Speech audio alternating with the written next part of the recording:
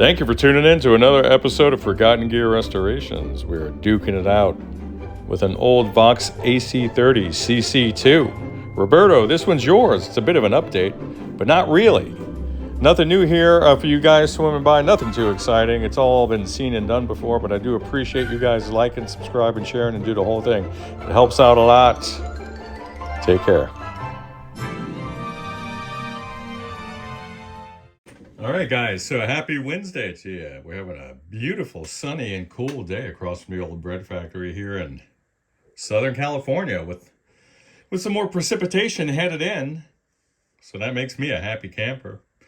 And I am sitting in front of an old Vox AC30 CC2. This one's a 90-pound version with 212s because we're on cervical spine injury week here at Forgotten Gear Restorations. I do thank you for joining me. We'll get her hooked up to the current limiter so we can protect it. Okay. All right, this is the owner's power cord. I usually tell people don't bring them because this place has become a boneyard of power cords. So we're going to power her up. This is one of the multi-planar designs that have, well, what do I mean by that? Oh, it means there's a circuit board on there's a circuit board on nearly every side of this thing, save the end that's facing the baffle at the very bottom. But there's a circuit board that's facing upwards. Certainly there's one that's facing downward.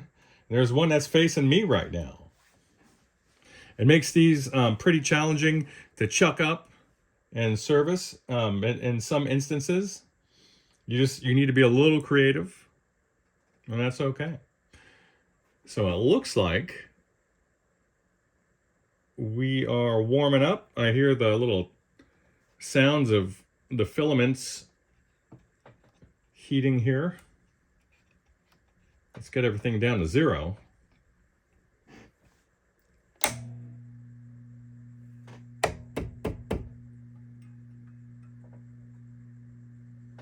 We have some power line hum.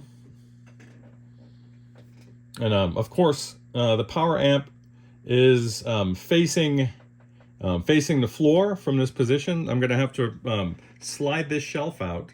I believe there's a few fasteners that are going to hold this guy in there. And then I'm going to have to pay attention to the polarity or the position of these RCA cables for the reverb pan. Let's see. We got noisy pots already. That's normal channel volume. Top boost coming up.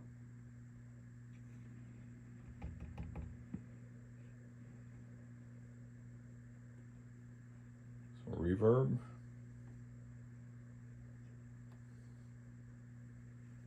There's a master.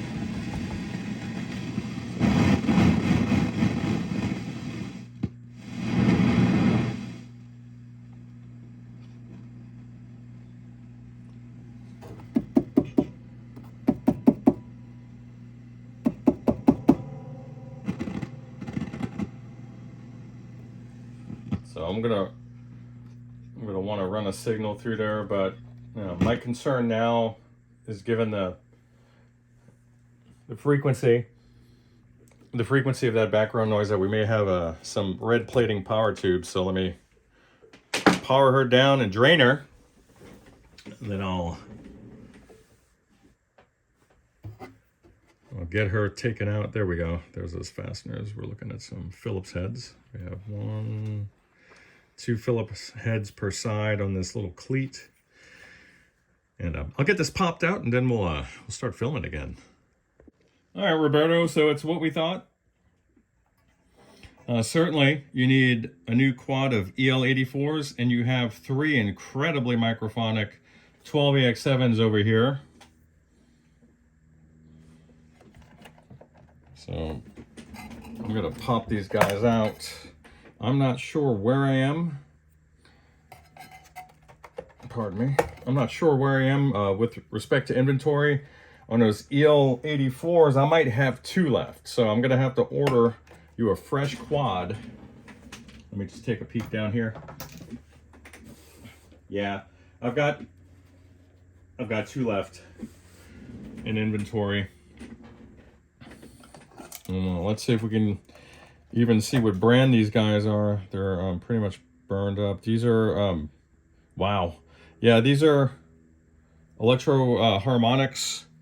And you can see here, watch this. It's just, they're just gone. I could just wipe it off with my thumb.